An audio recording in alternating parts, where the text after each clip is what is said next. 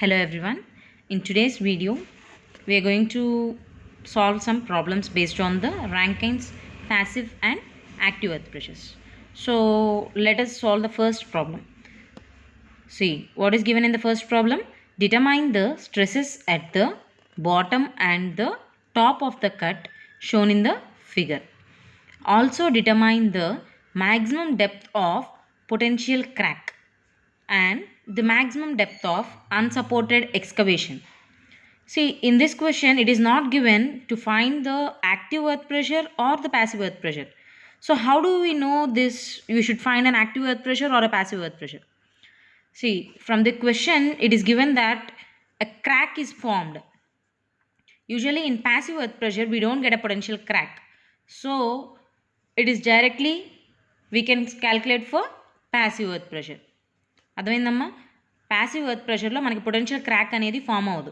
ఇక్కడ క్వశ్చన్లో maximum depth of potential crack కనుక్కోమన్నాడు అంటే ఆబ్వియస్లీ అది యాక్టివ్ ఎర్త్ ప్రెషర్ సాల్వ్ ఇదవుతుంది అని అర్థం.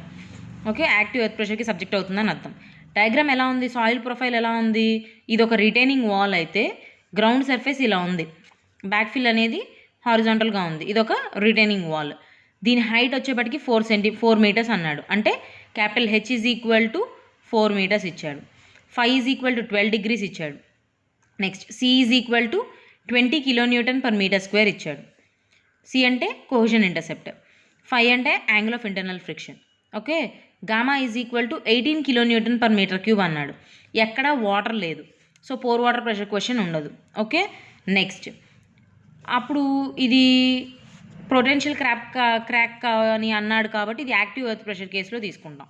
So active earth pressure for cohesive సాయిల్స్కి ఫార్ములా ఏంటమ్మా? PA is equal to KA into gamma Z minus 2C² KA. అవునా? సో మనం దీని నుంచి ఏం కనుక్కోవాలి? ఫస్ట్ కేఏ కనుక్కోవాలి. కేఏ కనుక్కోవాలంటే ఫార్ములా ఏంటి? కేఏ అంటే ఏంటి? Coefficient for active earth pressure. Coefficient of active earth pressure అంటే ఏంటి? 1 - sin phi by 1 + sin phi. ఫై ఎంత ఇచ్చాడమ్మా మనకి? ఇక్కడ 12 degrees ఇచ్చాడు. సో 12 degrees వేయండి. 1 - sin 12 divided by 1 + sin 12. Okay, ఇప్పుడు ఎంత వచ్చిందమ్మా? ఇది 0.655. ఓకే, 0.6557 వచ్చింది కాబట్టి 0.656గా రౌండప్ చేసాం. So that is KA value. KA is nothing but coefficient of active earth pressure. PA అంటే ఏంటమ్మా? పిఏ అంటే ఇప్పుడు ఈ కేఏ వాల్యూ ఇవన్నీ ఇందులో సబ్స్టిట్యూట్ చేయండి. కేఏ ఎంత వచ్చింది? 0.656. ఆ వాల్యూ ఇక్కడ సబ్స్టిట్యూట్ చేసాం. నెక్స్ట్ గామా ఎంత ఇచ్చాడు? 18 kN/m³ ఇంటూ 18 వేయండి.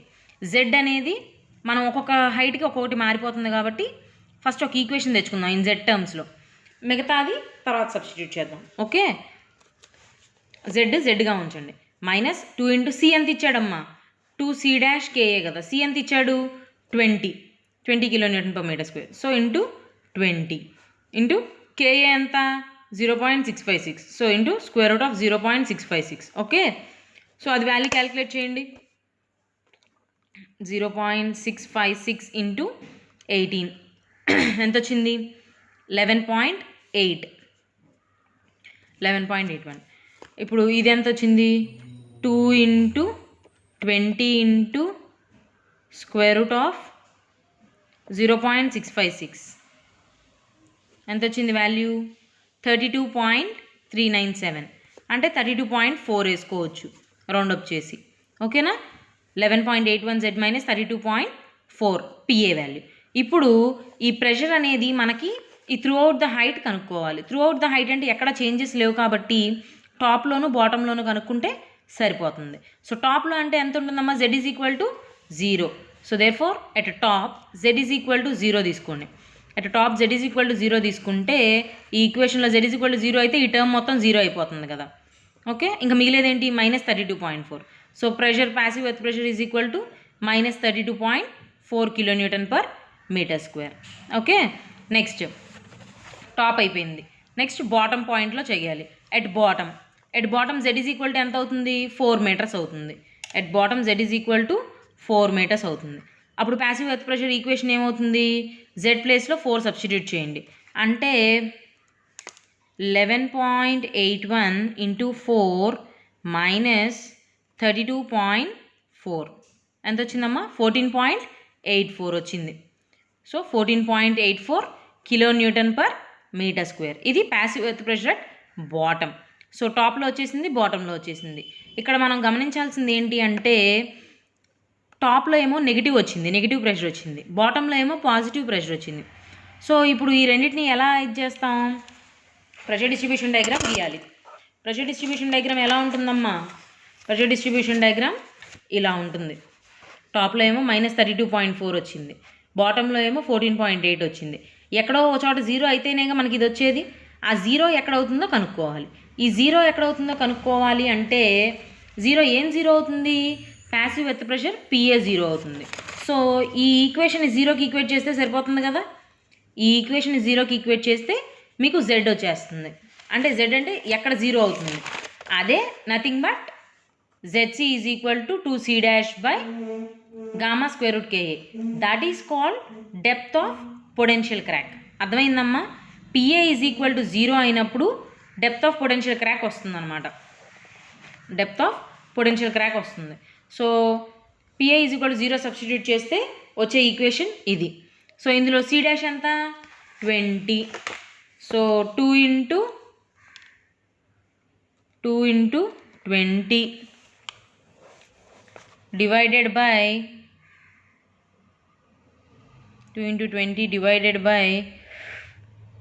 18 into square route 0.656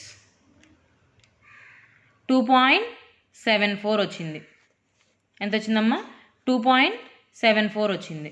so 2.745 metres. Okay, next అది డెప్త్ ఆఫ్ పొటెన్షియల్ క్రాక్. ఇంకేం కనుక్కోమన్నాడు మనని, maximum depth of unsupported excavation కనుక్కోమన్నాడు.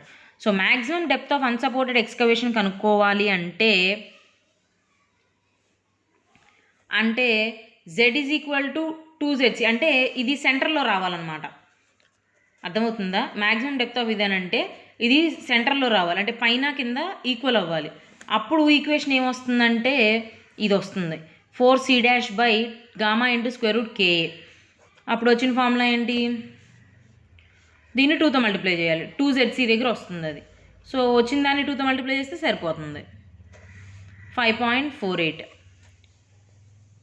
అర్థమైందా. ZCని 2తో మల్టిప్లై చేస్తే మీకు వచ్చేది HC అనమాట, maximum depth of unsupported excavation అనేది. ఓకే, సో 2తో మల్టిప్లై చేస్తే 5.487 వచ్చింది.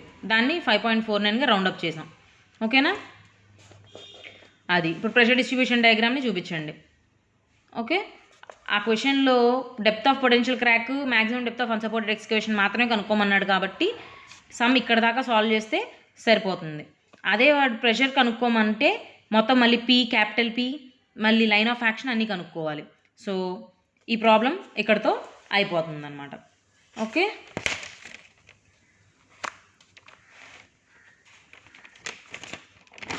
నెక్స్ట్ క్వశ్చన్ వచ్చేప్పటికి ఏంటి అంటే a 5 meter high retaining wall is shown in figure. Okay, determine the Rankine's active earth pressure on the wall before the formation of the crack and after the formation of the crack అన్నాడు.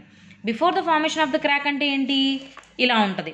After the formation of the crack ఏమవుతుంది, after the formation of the crack అంటే negative ప్రెషర్ని neglect చేస్తాం కాబట్టి అప్పుడు only ఇది మాత్రమే ఉండిపోద్ది అనమాట, పాజిటివ్ ప్రెషర్ మాత్రమే ఉంటుంది. నెగిటివ్ ప్రెషర్ అనేది 0 చేసేస్తాం మనం, అప్పుడు ఓన్లీ పాజిటివ్ ప్రెషర్ మాత్రమే ఉంటుంది after the formation of the crack. So first let's solve it. Okay, so first active earth pressure అన్నాడు, ర్యాంకిన్స్ యాక్టివ్ ఎర్త్ ప్రెషర్ అన్నాడు.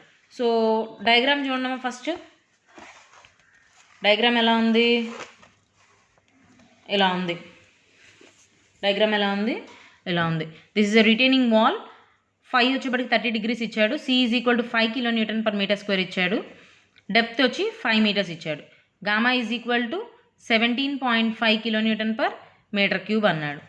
ఇప్పుడు ఏం కనుక్కోమన్నాడు మిమ్మల్ని? Determine the Rankine's active earth pressure on the wall అన్నాడు. అంటే ఫైనల్ టోటల్ పీ కనుక్కోమన్నాడు. Before the formation of the crack and after the formation of the crack కనుక్కోమన్నాడు. సో ఫస్ట్ అవి తెలియాలి అంటే మనం ముందు ప్రెషర్ కనుక్కోవాలి, యాక్టివ్ ఎర్త్ ప్రెషర్ కనుక్కోవాలి. టోటల్ ఫోర్స్ కనుక్కోవాలంటే ముందు యాక్టివ్ ప్రెషర్ కనుక్కోవాలి. యాక్టివ్ ప్రెషర్ కనుక్కున్నాకే మనం ఫోర్స్ కనుక్కోగలం. సో యాక్టివ్ ఎర్త్ ప్రెషర్ కాబట్టి ఫార్ములా ఏంటమ్మా? PA is equal to KA into gamma Z minus 2c² KA. So KA value ఎలా వస్తుంది? 1 minus sine phi by KA is equal to 1 minus sine phi by 1 plus sine phi. 1 minus sine phi ఎంత ఇచ్చాడమ్మా? 30 degrees. 1 minus sine 30 degrees by 1 plus sin 30 degrees. 0.33 KA is equal to. So KA is equal to 0.33 note చేసుకోండి. ఇప్పుడు అదే equation substitute చేయండి. KA అంటే 0.33. Gamma ఎంత ఇచ్చాడు? 17.5 kN/m³. Z ఎంత ఇచ్చాడమ్మా? Z అలా ఉంచుకుంటాం, Z వేరియింగ్ టర్మ్స్ కాబట్టి. Next 2 into minus 2 into C' ఎంత? 5 ఇచ్చాడు. సో 5 నోట్ చేసుకోండి. Into square root of 0.33. అది. సో నెక్స్ట్ ఇప్పుడు ఈ వాల్యూ ఎంత అవుతుంది? 0.33 ఇంటూ 0.33 ఇంటూ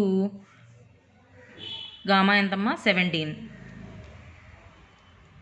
5.61.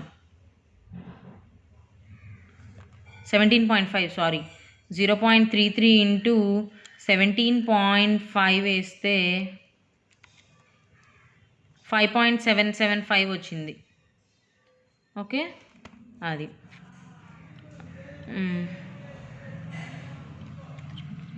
ఇంటూ 17.5 5.8275 వచ్చింది. 5.83గా నోట్ చేసుకున్నాం. Okay, minus 2 into 5 10. 10 into square route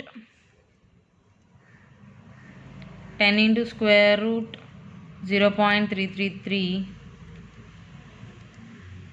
ఎంత వస్తుంది? 5.77. అది. ఓకే, అది. Next at top. ఇప్పుడు ఇదేంటి? ఇది కూడా సింగిల్ లేయరే కాబట్టి మనం టాప్ బాటమ్ కనుక్కుంటే సరిపోతుంది. సో టాప్లో కనుక్కోవాలంటే ఏంటమ్మా? At top Z is equal to 0. So అదే Z is equal to 0 substitute చేస్తే ఏమవుతుంది? ఈ టర్మ్ 0 అయిపోతుంది. అప్పుడు మిగిలేదేంటి? ఈ టర్మ్ ఒకటే.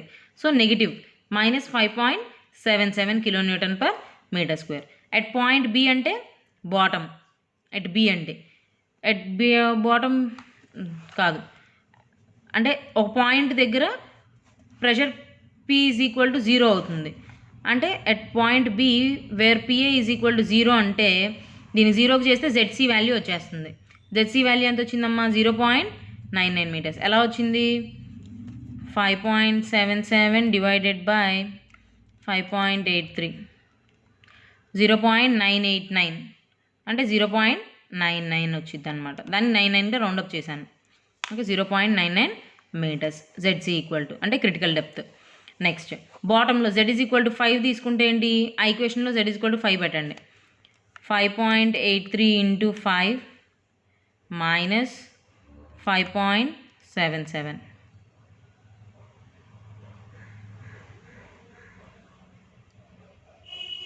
23.38 kN/m². ఓకే, ఇప్పుడు 2 కండిషన్స్ దగ్గర స్ట్రెసెస్ కనుక్కోమన్నాడు. Before the formation of the crack, after the formation of the crack అన్నాడు. Before the formation of the crack అంటే ప్రెషర్ ఇలా ఉంది కదా. ఇప్పుడు ఈ వచ్చిన వాల్యూస్ని ఇక్కడ ప్రెషర్ డిస్ట్రిబ్యూషన్ డయాగ్రామ్లో చూపించండి అమ్మా. టాప్లో ఎంత వచ్చింది? మైనస్ 5.77. అదే వేయండి అక్కడ. ఓకే, నెక్స్ట్ బాటంలో ఎంత వచ్చింది? 23.38. అది వేయండి. ఓకే, 0 వచ్చింది. ఎక్కడ వచ్చింది? టాప్ నుంచి 0.99 మీటర్స్ దగ్గర 0 వచ్చింది ప్రెషర్. అది చూపించండి. ఓకే, మిగతాది ఎంత అవుతుంది? 4.01 మీటర్స్ అవుతుంది. ఆ ప్రెషర్ డిస్ట్రిబ్యూషన్ డయాగ్రామ్ చూపించండి. ఓకే, ఇప్పుడు టోటల్ ప్రెషర్ కనుక్కోవాలంటే ఏంటి? ప్రెషర్ డిస్ట్రిబ్యూషన్ డయాగ్రామ్ నుంచి వస్తుంది టోటల్ ప్రెషర్. ఎలా వస్తుంది?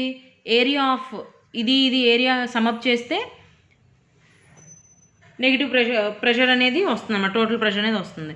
సో ఫస్ట్ ఇది ఒక ఫస్ట్ పార్ట్ అనుకుంటే దీని యొక్క ఏరియా కనుక్కోండి. ఇది నెగిటివ్ ప్రెషర్ కాబట్టి నెగిటివ్ ప్రెషర్కి ఇది కనుక్కున్నాం. నెగిటివ్ ప్రెషర్కి P1 is equal to half into height ఎంత 0.99. సో హాఫ్ ఇంటూ 0.99 ఇంటూ అదెంత ప్రెషరు 5.77. ఓకే, 5.77. ఆ వాల్యూ ఎంత అవుతుంది? 0.99 ఇంటూ 5.77 డివైడెడ్ బై 2, 2.856 అయింది. 2.856 అంటే దాన్ని రౌండప్ చేసి 2.86 కిలోన్యూటన్స్కి రాసాం. నెక్స్ట్ పాజిటివ్ ప్రెషర్కి ఫార్ములా ఏంటమ్మా? పాజిటివ్ ప్రెషర్కి ఫార్ములా ఏంటి? ఇది కూడా ఒక ట్రయాంగిలే. దీని ఫార్ములా దీని ఏరియా ఏమవుతుంది?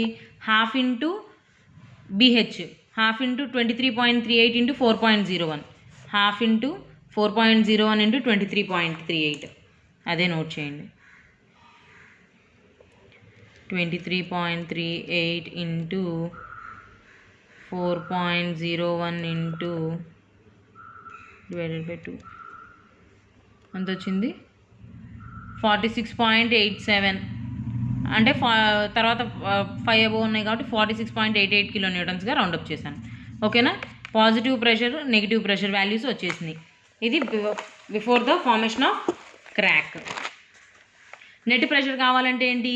ఒకటి నెగిటివ్ ఒకటి పాజిటివ్ కాబట్టి పాజిటివ్లోంచి నెగిటివ్ తీసేయండి, అప్పుడు నెట్ ప్రెషర్ వచ్చేస్తుంది. ఓకేనా? అది ఎక్కడ యాక్ట్ చేస్తుందో కావాలిగా. పాజిటివ్ ప్రెషరు ఇది నెగిటివ్ ప్రెషర్ అంతా కలుపుకొని టోటల్ ప్రెషర్ ఎక్కడ యాక్ట్ చేస్తుంది అనేది కావాలి కదా. టోటల్ ప్రెషర్ ఎక్కడ యాక్ట్ చేస్తుంది అనేది కావడానికి ఏం చేస్తాం? Moments about point C calculate చేస్తాం.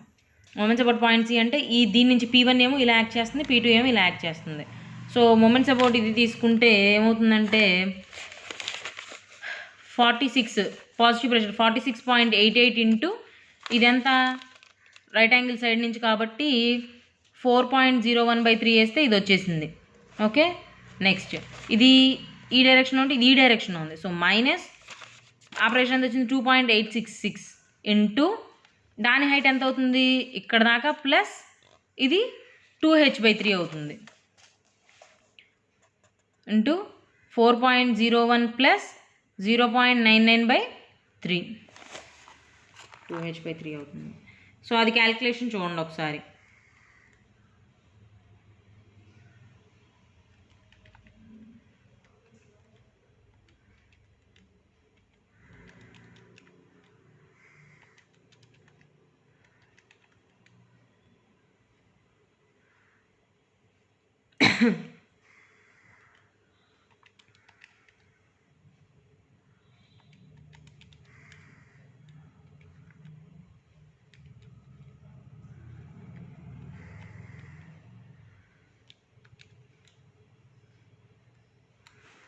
సారీ, ఇది 2.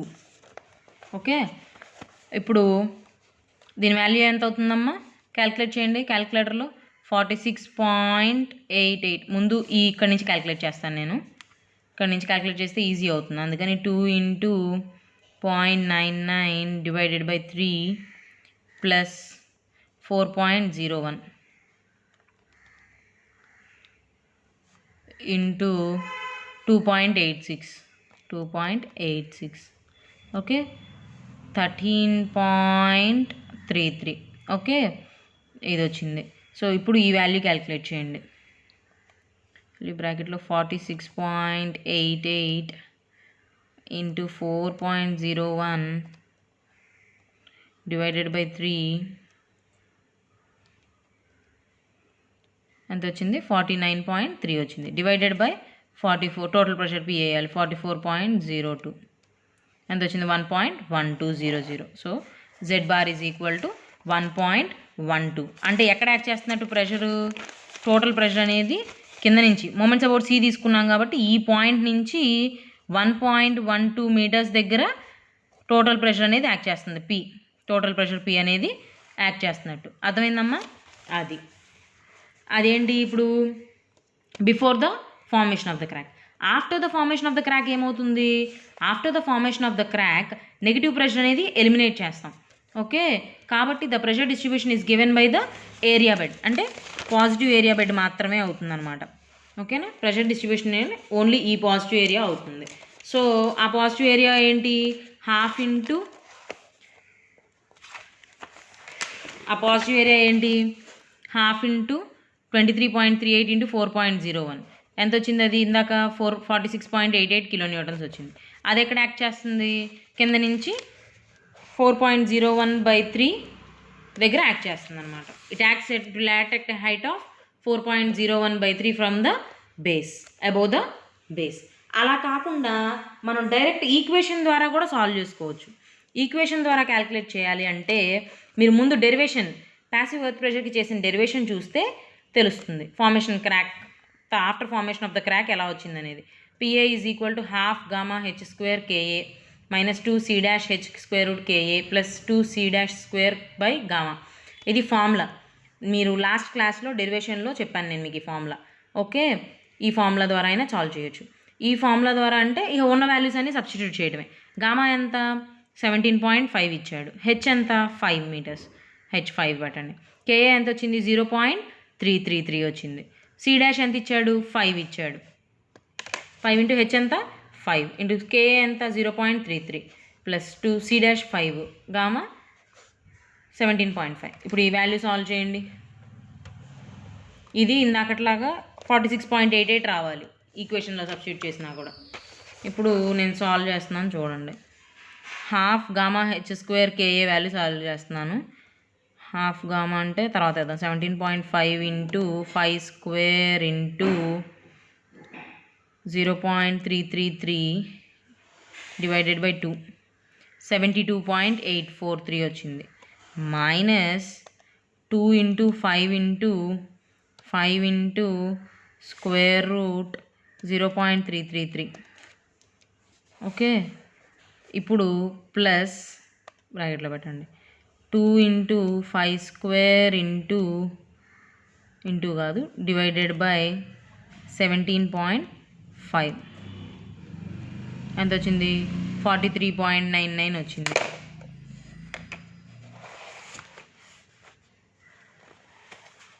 నేను ఇక్కడ పొరపాటు పడ్డట్టున్నాను, let me calculate it again. 72.84 కరెక్టే.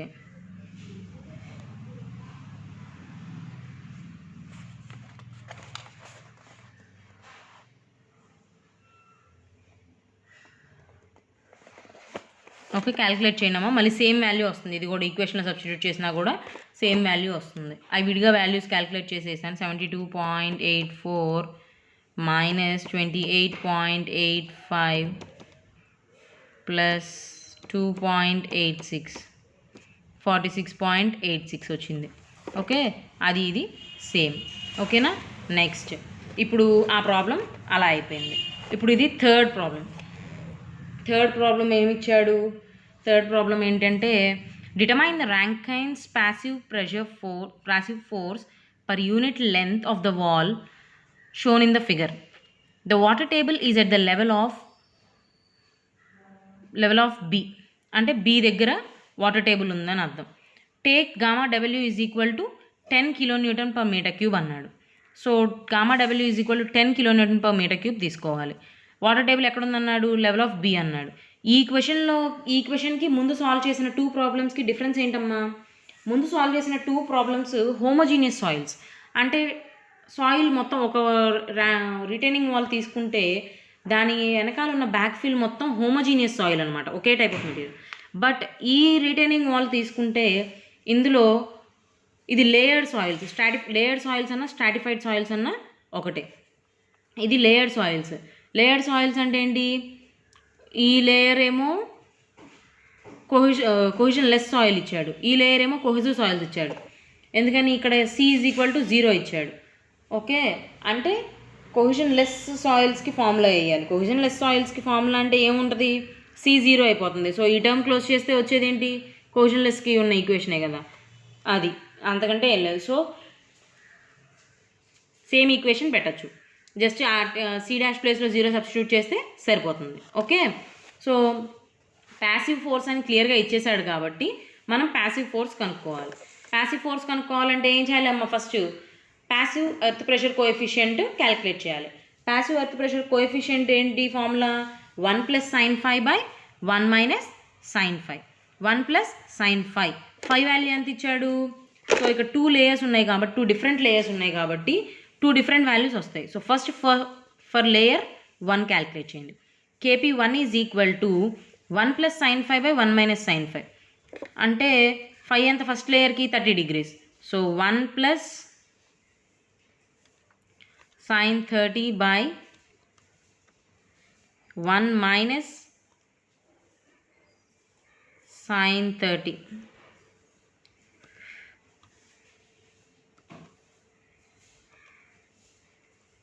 ఎంత వచ్చింది? 3 వచ్చింది. సో ఫస్ట్ లేయర్కి KP1 = 1 + sin 30 / 1 - sin 30 = 3 వచ్చిందనమాట. Okay, 3.00. Next for second layer phi ఎంత? 24 degrees. సో అది సబ్స్టిట్యూట్ చేయండి అమ్మా. 1 + sin 24 /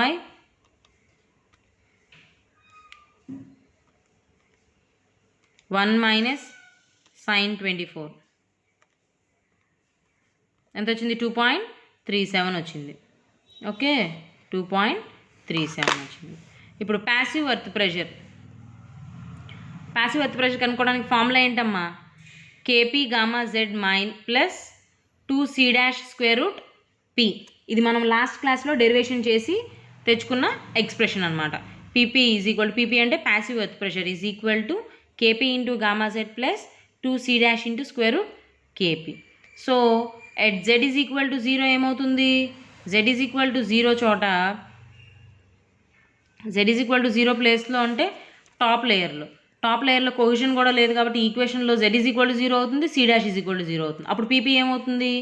0 అవుతుంది. ఓకే, Z = 0 అయితే ఈ టర్మ్ 0 అయిపోతుంది, C' 0 అయితే ఈ టర్మ్ 0 అవుతుంది. So PP will be equal to 0. Okay, next point B దగ్గర ఇక్కడ 2 లేయర్స్ జాయింట్ అవుతున్నాయి, కంబైన్ అవుతున్నాయి. సో కాబట్టి టాప్ లేయర్లో ఒక వాల్యూ ప్రెషర్ ఉంటుంది, బాటమ్ లేయర్లో ఒక వాల్యూ ఆఫ్ ప్రెషర్ ఉంటుంది.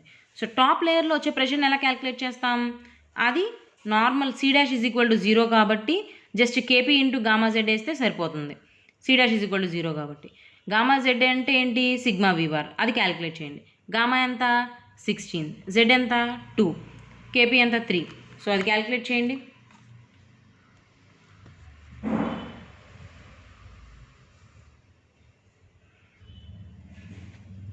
Three into gamma 16 into Z ఏమో 2 ఎంత వచ్చింది? 96 kN/m².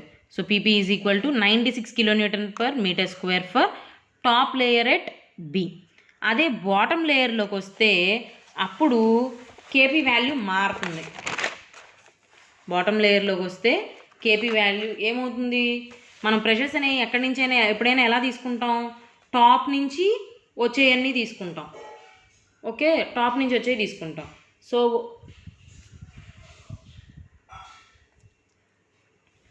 టాప్ నుంచి వచ్చేయన్నీ తీసుకుంటాం. సో టాప్ నుంచి వస్తే KP బాటమ్ లేయర్లోకి వచ్చేప్పటికి KP × Γ Z + 2C'KP తీసుకోవాలి. Z = 2 తీసుకుంటే B దగ్గర ఫర్ లేయర్ 1 ఇది విడిగా వేసి చూపిస్తాను చూడండి.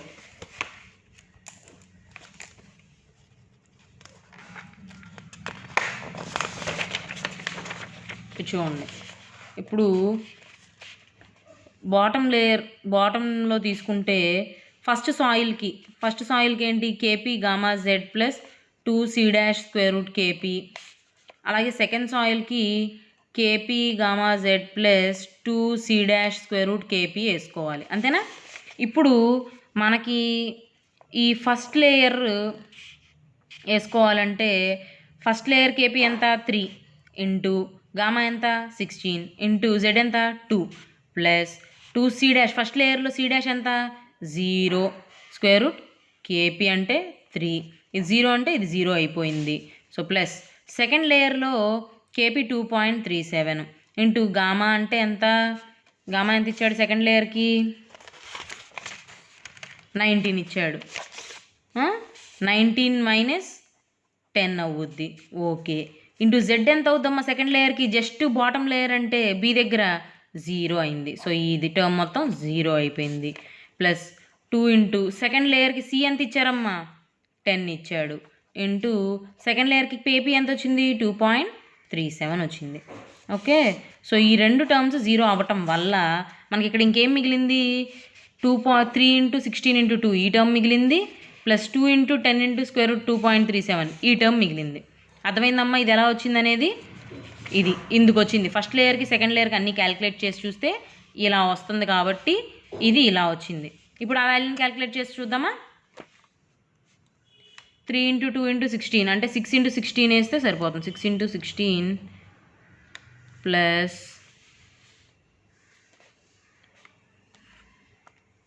ఇట్లా 2 ఇంటూ 10 ఇంటూ స్క్వేర్ రూట్ 2.37 ఎంత అయింది 126.78 అయింది. మళ్ళీ ఒకసారి చెక్ చేద్దాం. 3 into 2 into 16 plus 2 into 10 into square root 2.37 value ఎంత వచ్చిందమ్మా 126.78 వచ్చింది. ఓకే, నాకు 126.78 వచ్చింది. Okay, let it be 126.78.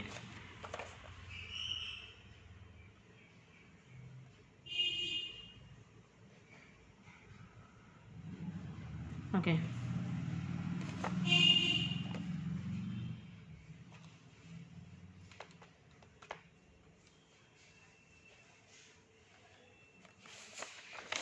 Okay next ఇప్పుడు ఎట్ పాయింట్ సి క్యాలిక్యులేట్ చేయాలంటే first at point C calculate చేయాలంటే సిగ్మా వి క్యాలిక్యులేట్ చేసుకొని ఇంటూ గామా జెడ్ వేస్తే సరిపోతుంది, ఇంటూ కేపీ వేస్తే సరిపోతుంది. సిగ్మా వి అంటే ఏంటి gamma into Z. Top layer ఏంటమ్మా కోజన్లెస్ సాయిల్, అదేంటి వాటర్ టేబుల్ కూడా లేదు టాప్ లేయర్లో వాటర్ టేబుల్ కూడా లేదు. టాప్ లేయర్లో వాటర్ టేబుల్ కూడా లేకపోతే గామా జెడ్ డైరెక్ట్గా ఏమవుతుంది గామా అంటే 16 into 2, so top layer value 16 into 2 plus bottom లేయర్లో వాటర్ టేబుల్ అనేది ఉంది. సో వాటర్ టేబుల్ అనేది ఉందంటే బాటమ్ లేయర్లో ఏమవుతుంది ఇప్పుడు 19 మైనస్ గామా డబ్ల్యూ 10 ఇచ్చాడు, సో 19 మైనస్ గామా డబ్ల్యూ అంటే 19 మైనస్ 10 ఇంటూ జెడ్ ఎంత 2 వేస్తే ఎంత వస్తుంది 2 16 32, 2 ఇంటూ 16 32 ప్లస్ 2 ఇంటూ 9 వేస్తే 50 వచ్చింది నాకు. So 50 kilonewton per metre square. ఏంటిది సిగ్మా వి అంటే గామా ఇంటూ జెడ్లు వేసాను. ఓకే, సిగ్మా వి అంటే ఏంటి gamma into Z value. Okay, so passive earth pressure కావాలంటే ఫార్ములా ఏంటమ్మా మనకి KP into gamma Z value calculate చేయండి. అంటే కేపీ ఎంత ఎట్ పాయింట్ సి కేపీ ఎంత 2.37 ఇంటూ 2.37 వేయండి 118.5 వచ్చింది. So next plus 2C dash KP ఉంది కదా స్క్వేర్ రూట్ అది వేయండి ప్లస్ 2 ఇంటూ బ్రాకెట్లో పెట్టాలి 2 ఇంటూ సి డాష్ ఎంతమ్మా 10 ఇంటూ స్క్వేర్ రూట్ 2.37. ఓకే, ఎంత వచ్చింది 149.28 వచ్చింది. ఇది at point C total pressure అనమాట. అట్ పాయింట్ సి దగ్గర వచ్చిన టోటల్ ప్రెషర్ 149.28 అనేది.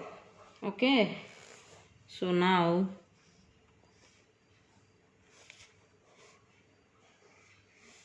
ఇంకా ఇది సి పాయింట్ దగ్గర ఏంటి వాటర్ టేబుల్ అనేది ఉంది కాబట్టి పోర్ వాటర్ ప్రెషర్ అనేది డెవలప్ అవుతుంది. పోర్ వాటర్ ప్రెషర్ ఎంత ఉంటుంది gamma W into H, gamma W అంటే 10, హెచ్ ఎంత 2, సో కాబట్టి 20 కిలోన్యూటన్ పర్ మీటర్ స్క్వేర్. ఇప్పుడు ట్రయాంగులర్ ఫామ్స్లో చూపించండి.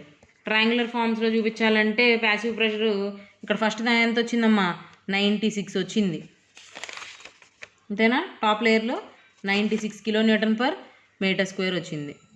అట్ పాయింట్ బి టాప్ లేయర్లో 96 kN/m² వచ్చింది. బాటమ్ లేయర్లో ఎంత వచ్చింది, నాకైతే 126 వచ్చింది, 126.6 వచ్చింది నాకు.